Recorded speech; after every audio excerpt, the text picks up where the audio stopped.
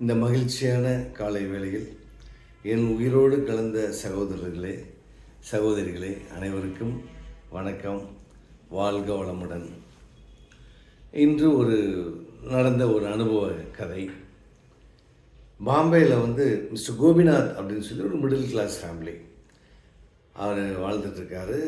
அவருக்கு 2 குழந்தைங்க.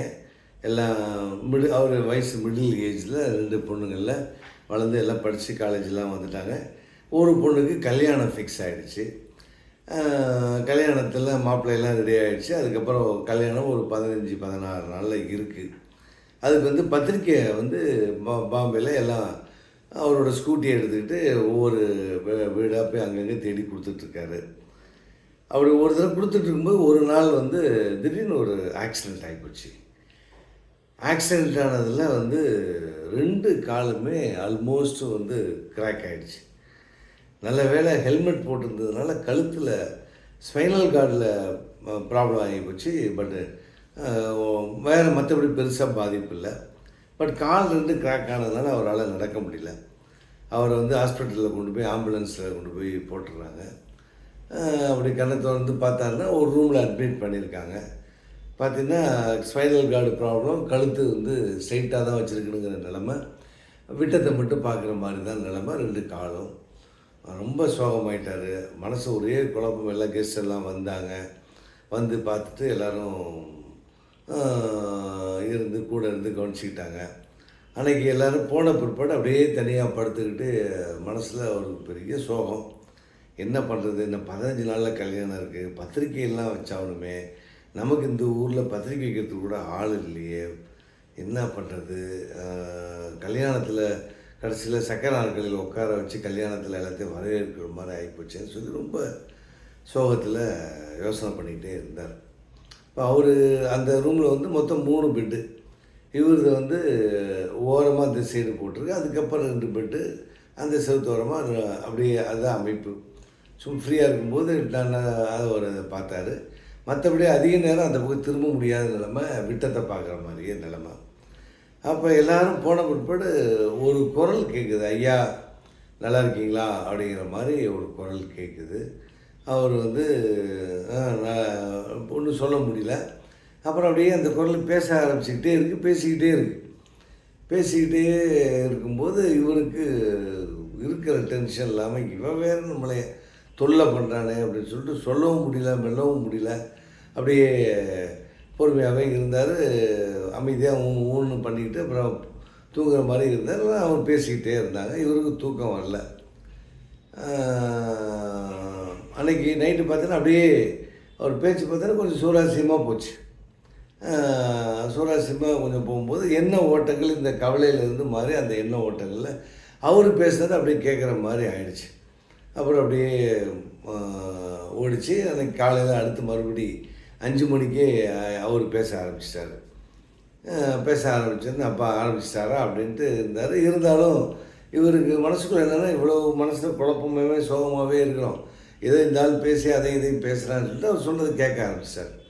அவரும் கொஞ்சம் கவிதை நயத்தோடு அப்படியே பேசிக்கிட்டே இருந்தார். அப்போ சொல்கிறாரு, இந்த பாருங்கய்யா, அந்த லெஃப்ட் சைடில் ஜன்னல் ஓரமாக அழகான மலை, எவ்வளோ மலர்கள் பூத்து குலுங்குது, இந்த கலரில் இருக்குது அப்படின்னு சொல்லிட்டு அவர் பேசுகிற விதம் பார்த்திங்கன்னா நேரம் போனதே தெரியல. அவர் ரொம்ப அழகாக கற்பனையாக பேசுகிறாரா இல்லை என்னன்னு தெரியல, அவ்வளோ அழகாக பேசிகிட்டு நேரம் போன அப்படியே ஓடிடுச்சு.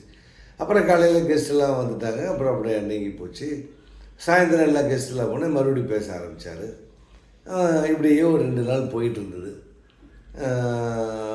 காலையில் 5 மணி ஆனால் அது மட்டும் மறக்காமல் லவுட் ஸ்பீக்கர் பண்ணுற மாதிரி வணக்கம் அப்படின்னு சொல்லிவிட்டு அவர் பேச ஆரம்பிச்சுடுவார். இப்படியே போயிட்டுருக்கப்ப ஒரு 4ஆவது நாள் பார்த்திங்கன்னா காலையில் 5 மணிக்கு டாலக்கும் போல் இவர் எழுந்திரிச்சிட்டார். அவர் எழுப்புவார். பட் அவர் எழுப்புறதுக்கு இவர் எழுந்திரிச்சிட்டார். லேட்டாக அப்படியே சேர்ந்து எழுந்திரிச்சிட்டு பார்த்தா அவர் லவுட் ஸ்பீக்கர் காணாமே அப்படின்னு யோசனை பண்ணிகிட்டே இருந்தார். கடைசியில் 7 மணி வரைக்குமே அந்த மாதிரி யாருமே ஒன்றும் பேசலை.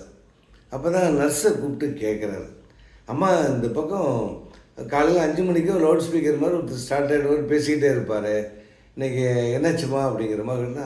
அப்படிங்களா, இல்லை நைட்டு ஒரு 2-2:30 மணி போல் அவர் இறந்துட்டாருங்க அப்படிங்கிற மாதிரி சொல்கிறாங்க. அவருக்கு பயங்கரமான ஷாக் ஆகிப்போச்சு. என்ன இவ்வளோ சந்தோஷமாக நல்லா பேசிகிட்டு இருந்தார், ரொம்ப அழகாக இருந்தார், நம்ம ஏதோ கேட்டுக்கிட்டே இருந்தோம். அப்புறம் நம்ம நேரம் போனதில் இறந்துட்டாரா? அவ்வளோ சாக போகிறது அவருக்கு தெரியுமா? இல்லை எப்படி என்னம்மா என்ன உடம்புக்குமா அவர் அப்படின்னோடனே, ஐயா ஒரு கேன்சர் பேஷண்ட்டுங்கய்யா, அதனால் அவர் இறந்துட்டார் அப்படிங்கிற மாதிரி அந்த அம்மா சொல்கிறாங்க. அவருக்கு மனசுக்கு ரொம்ப சங்கடமாயிடுச்சு பாவம். ஏதோ 2 நாள் 3 நாள் நமக்கு நல்ல பொழுதுபோக்காக இருந்தார், இறந்துட்டார் அப்படின்னு சொல்லிட்டு மனசுக்குள்ளே கொஞ்சம் வலி. நம்ம தான் உலகத்திலேயே பெரிய சோகத்தில் இருக்கிறதா நினச்சோம். கடைசியில் பார்த்தா நம்மளை விட சோகமான நல்லா இருக்காங்க போல இருக்கே அப்படின்னு நினச்சிக்கிட்டே இருக்கார். அப்போ அந்த எண்ண ஓட்டங்கள் ஓடும்போது டக்குன்னு ஒரு சிந்தனை. அவர் சொன்னார், இயற்கையாக எழில் கொஞ்சம் மலை, பூக்கள், கலர் கலராக ரொம்ப அழகாக வர்ணனை பண்ணார் அப்படின்னு மனசுக்குள்ளார எண்ண ஓட்டங்கள் அதுலேயே ஓடிச்சு. சரி, அதை பார்க்கணுன்னு ஆசை. அப்போ தான் நர்ஸை கூப்பிட்றாரு. ஏம்மா அவர் என்கிட்ட பேசும்போது இந்த மாதிரிலாம் சொன்னார், பக்கத்தில் பாருங்கள் ஜன்னலுக்கு அப்புறம் அழகான மலை இருக்குது அப்படிங்கிற மாதிரி சொல்லி இதெல்லாம் சொன்னாருமா, நான் எனக்கு பார்க்கணுன்னு ஆசை, எனக்கு கழுத்து ஸ்ட்ரைட்டாக இருக்கிறதுனால பார்க்க முடியல, எனக்கு கொஞ்சம் ஸ்ட்ரெச்சரில் ஏற்றி கொண்டு போய் காமிக்க முடியுமா அப்படின்னு கேட்குறாரு. அப்போ இந்த நர்ஸமாக கேட்குறாங்க, அப்படிங்களா, அந்த பக்கம் ஜன்னல்லாம் கிடையாதுங்களே, செவுறு தானே இருக்குது அப்படின்னா. அப்படி என்னமோ அப்படி சொன்னாரே ஐயா, அவர் பிறவி குருடுங்கய்யா அப்படிங்கிற மாதிரி அந்த அம்மா சொல்கிறாங்க. அவர் இன்னமும் ஷாக் ஆகிட்டார். பிறவி குருடு, சாக போகிறோன்னு தெரியுது, அந்த மனுஷன் தன்னுடைய எண்ண ஓட்டங்களை ஒரு நிமிஷம் கூட கவலைப்படாமல் என்னையை சந்தோஷமாக வச்சுருக்கணும், நான் கஷ்டத்தில் இருக்கணுன்னு சொல்லி என்கிட்ட மாற்றி மாற்றி பேசி நேரத்தை நல்ல நேரமாக கொண்டு போகிறதுக்கு ட்ரை பண்ணார். அவருக்கு இவ்வளோ ப்ராப்ளம் இருக்குங்கிறத பற்றி அவர் நினைக்கவே இல்லையே, அது கவலைப்பட்ட மாதிரியே தெரியலையே, அவ்வளோ ஹாப்பியாக பேசிக்கிட்டு இருந்தாரே அப்படின்னு சொல்லி ரொம்ப ரொம்ப ஃபீல் பண்ணாராம். அவருக்கு தன்னுடைய வாழ்க்கையில் இருக்கிற பிரச்சனைகள்லாம் ரொம்ப லேசாகிடுச்சு. நம்மளாம் என்ன கஷ்டம் அப்படிங்கிற மாதிரி நினைக்கிறார். இதுதான் ஒரு நடந்த நிகழ்ச்சி. சகோதரர்களே சகோதரிகளே கண்ணுங்களா, இதில் நம்ம பார்த்துக்க வேண்டிய விஷயம் என்னென்னா, வாழ்க்கையில் நல்லா பாருங்கள், அவ்வளோ பெரிய சோகத்திலே அந்த மனுஷனால் சந்தோஷமாக இருக்க முடிஞ்சுது, மற்றவங்கள சந்தோஷமாக வச்சுக்கவும் முடிஞ்சுது. அந்த சந்தோஷம் அப்படிங்கிறது பார்த்திங்கன்னா பணத்தாலேயோ பவராலேயோ பங்களாவாலேயோ வந்துருமானா அது வராது. ஆனால் இதெல்லாம் இருந்தால் சந்தோஷம்தான். நம்ம வாழ்க்கையில் எல்லா வேலையும் எல்லா முயற்சியும் நம்ம பண்ணிகிட்ருக்கோம். ரொம்ப அழகாக உள்ளர போய் பார்த்தா அதற்கும் இதற்கும் சம்பந்தம் கிடையாது. அப்போ நம்ம என்ன பண்ணலாம்? அப்போ சந்தோஷம் அப்படிங்கிறது என்ன, எப்படி? இதில் பெரிய ஒரு ரகசியம் ஒன்று சொல்லட்டுங்களா? சந்தோஷத்தை நம்மளே கொண்டு வர முடியும். அது எப்படி சார் நம்ம கொண்டு வர முடியும்? மற்றவங்க தானே மற்றவங்களுக்கு நல்ல செய்திகள் சொல்லி நமக்கு நல்ல நியூஸ் வந்தால் நல்லா பேசினாங்கன்னா சந்தோஷம்னு நினைக்கிறோம். அப்படி கிடையாது கண்ணுங்களா. அதுதான் கற்பனை தியானம்னு நம்ம ஹோட்டலில், நம்ம ஸ்கூலில், நம்ம போகிற இடம் பூரா இதை நான் சொல்லிக்கிட்டே இருக்கேன். ஒன்றும் இல்லை, ஒரு நாளைக்கு ஒரு 10 நிமிஷம் கண்ணை மூடி வெளி உலகத்தை பார்க்குறத விட்டுட்டு அந்த விழிப்புணர்வு மனத்தை அப்படியே ஆஃப் பண்ணிவிட்டு கண்ணை மூடி அமைதியாக உட்காந்து உனக்கு பிடிச்ச விஷயத்தை கற்பனை பண்ணு, அதை விஷுவலைஸ் பண்ணு. அதாவது சினிமா மாதிரி ஓட விடு, நீயே அதில் ஹீரோவாரு. ஒரு நாளைக்கு நீ என்ன குலதெய்வம் கோயிலுக்கு போகணும், கோயிலுக்கு போகிறது பிடிக்குமா, உனக்கு திருவண்ணாமலைக்கு போகிறது பிடிக்குமா, இல்லை சபரிமலை போகிறது பிடிக்குமா, இல்லை அன்னை வேளாங்கண்ணி கோயிலுக்கு போகிறது பிடிக்குமா, நாகூர் தர்காவுக்கு போகிறது பிடிக்குமா, இல்லை உனக்கு பிடிச்ச விஷயம் கொடைக்கானல் போகிறதுக்கு பிடிக்குமா, இல்லை உன் வாழ்க்கையில் நீ எப்படி இருக்கணும்னு நினைக்கிற, அந்த வாழ்க்கையை வாழ்ந்தால் நல்லா இருக்குமா, அந்த மாதிரி எண்ண ஓட்டங்களை நீ கண்ணை மூடி உன்னுடைய அறிவை ஓட விட்டு நீங்கள் அப்படியே கற்பனை பண்ண ஆரம்பிங்க. அதை அப்படியே சினிமா மாதிரி ஓட விடுங்க. அதில் நீங்கள் தான் ஹீரோ, அதை வாழுங்க. அந்த 10 நிமிஷம் மகிழ்ச்சியாக இருக்கும்.